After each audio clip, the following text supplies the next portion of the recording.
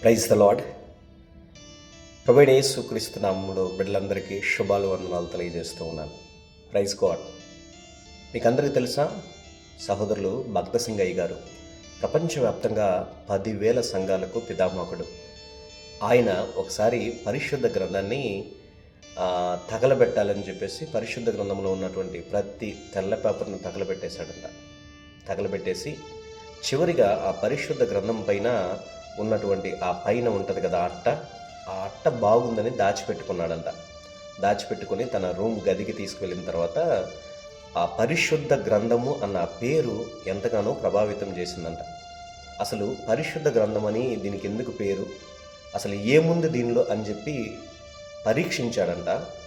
ఆ పరీక్షించిన నేపథ్యంలో ఆ పరిశుద్ధ గ్రంథం భక్త సింగయ్య గారిని పట్టుకుందంట. ఒకసారి ఆలోచన చేశారా ప్రియ దైవ బిడ్డలారా? ఆ పట్టుకున్నటువంటి వ్యక్తి ప్రపంచమంతా కూడా 10,000 సంఘాలను స్థాపించాడు దేవుని గుర్తెరిగి.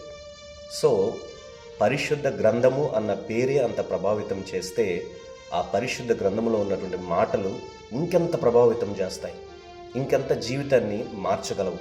ఒక్కసారి ఆలోచన చేయండి. మీ జీవితాలు మార్చుకోవడానికి చక్కటి పరిష్కారం, ఒకే ఒక్క పరిష్కారం, అది పరిశుద్ధ గ్రంథం చదవడం మాత్రమే.